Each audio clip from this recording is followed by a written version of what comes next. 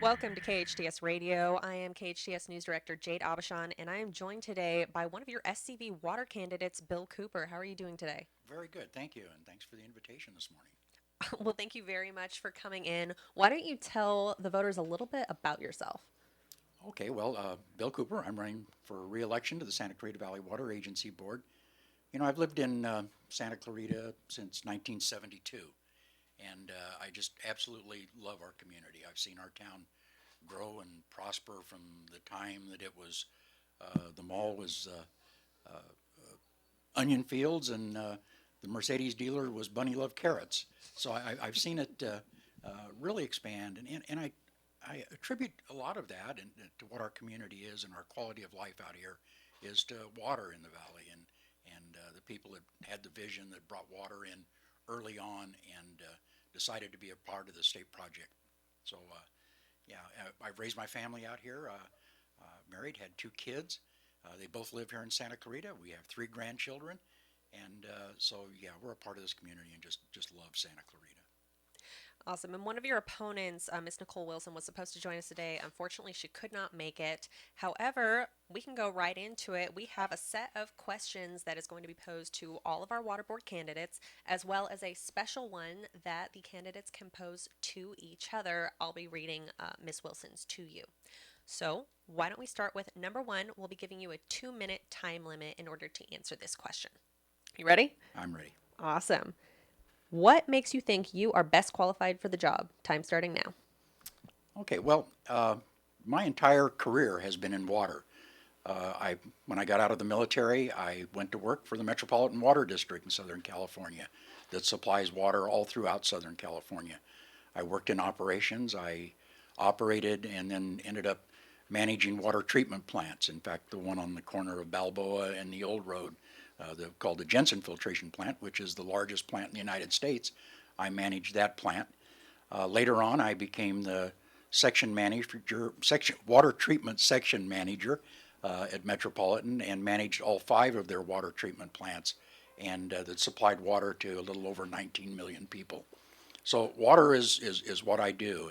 And during that period of time, I ran and got onto it was the old Castaic Lake Water Agency Board, now the Santa Clarita Valley Water Agency Board, and be able to help provide some of the experience that I've gained in water to our valley.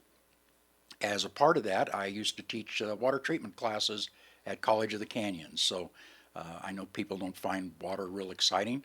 I happen to. I think it's very interesting, and water is a huge business in California. Agriculture, the municipal, the state water project, the Colorado River. That's all are very important parts of water throughout California, and I have enjoyed being a part of that. Excellent job. With time to spare. Oh, thank you. Second question. What is our valley's three most pressing water issues?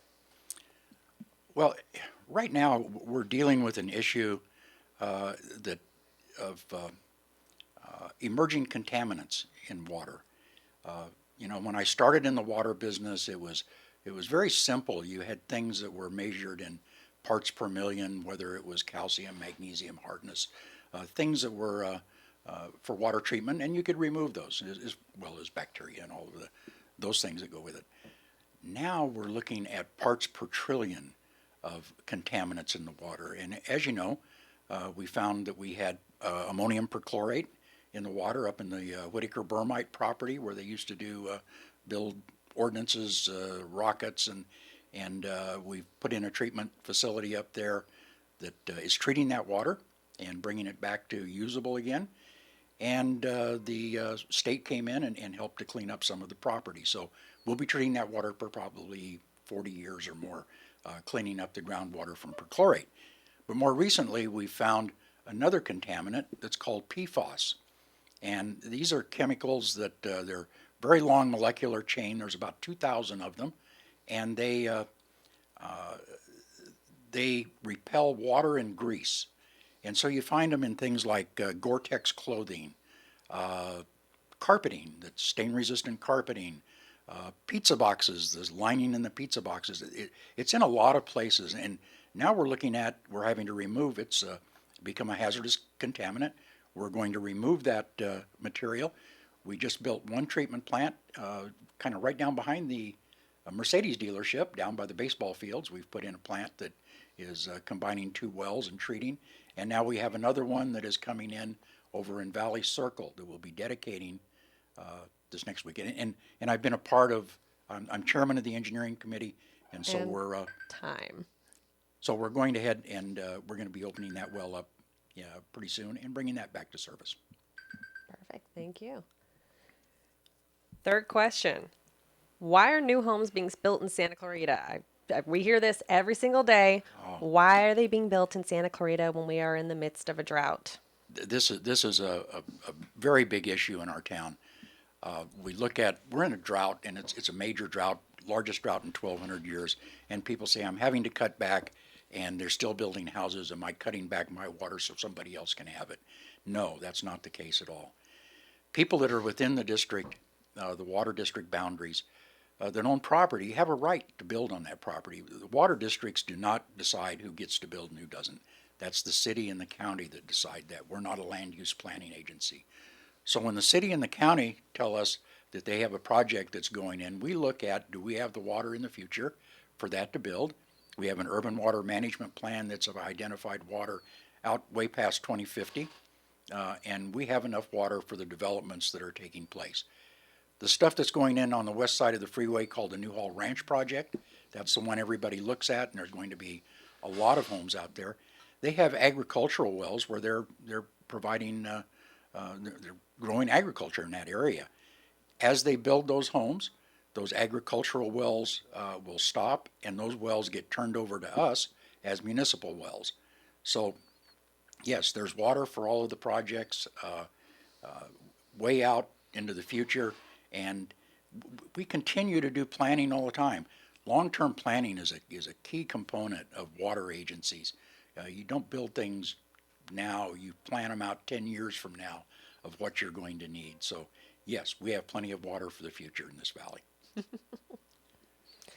Yeah, that one is definitely a big concern every time we have residents wanting to ask questions to the water board. Because I know pretty much every time I've seen you, I've asked you that a variation of that question is everybody wants to know what's going on with our water. Why are they building more homes? Why do I have to save water? So thank you for explaining a little bit of that. Every speaking engagement I go to, that's the one question that I get from the audience, and I hear the big from everybody. So yes, that's very important. But I can assure you, we have water for the projects that are going in. Next question. This is our last one before we get to our custom questions. How can the SCV Water Agency better provide for these needs, not only now, but into the future, the needs of the community? Okay, in the long-term planning that we're doing, we look at projects that may not be in our valley; they're a long ways away, and we're looking and we're participating in a new reservoir called the Sites Reservoir, which is up in Northern California. We've reserved some storage in that, and as a part of that, they're doing the environmental quality assessment now. And as that reservoir gets built, it's more water that we can store outside of the valley.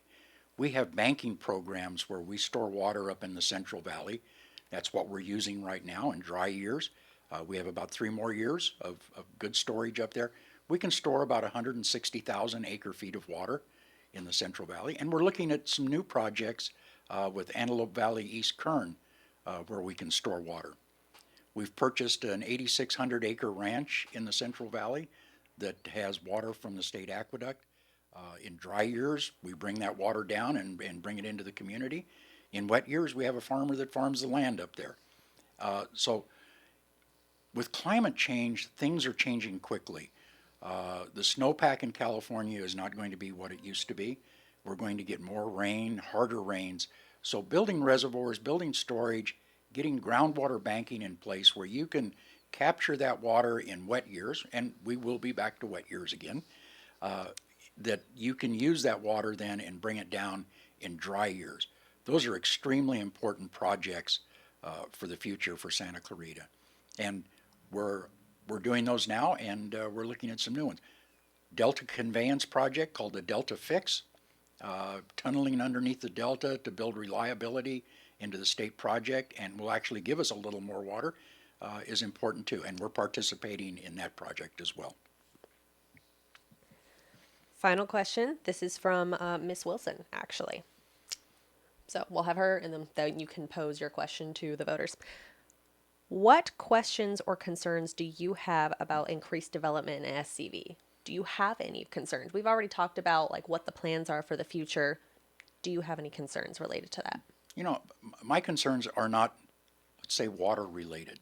My concerns are I don't want Santa Clarita, our valley, to end up looking like the San Fernando Valley. So I'm looking for responsible development. And I think we've had that with the city.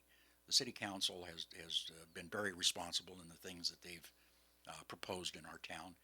And, and I think that's important for our quality of life. I don't want to see our quality of life diminish. I live here. I pay a water bill. My children live here. And I'm hoping my children's children, my grandchildren, are going to have the housing available to them to live here as well. I'd like to have just like everybody, you'd like to have your family around close to where you are. So it's going to develop. Let's just do it responsibly, and let's make sure we have the resources to manage that correctly. Thank you. Would you like to pose a question to Ms. Wilson now? Well, I did. I was hoping she would be here today, and I'm sorry she's not able to attend. But my question is, you know, I've been in the water business and have lots of experience in the water business for many, many years. Ms. Wilson comes in and doesn't have any experience and doesn't have water education. So here's what would you do differently, meaning Ms. Wilson, differently that having never worked in the water business or had any experience or relationships with other water agencies, what would you do to make the SCV Water Agency better run and ensure that our valley does not run out of water now or in the future? So hopefully she can send you in an answer to that, and maybe you can put that on the air at some point. Yeah, I would love to. Thank you so much for joining us. This has been Bill Cooper, who is running for re-election for the Re-election. SCV Water Agency. Thank you so much for coming in. And for our listeners out there, vote day is coming up. I think that's what, 2 weeks from now? 13 days. Goodness gracious, it keeps coming closer and closer. Yes. Keep an eye out. We'll be here all day doing more interviews with school and water board candidates for the next 2 days. So tune on in to KHTS FM 98.1 AM 1220 or head on over to hometownstation.com.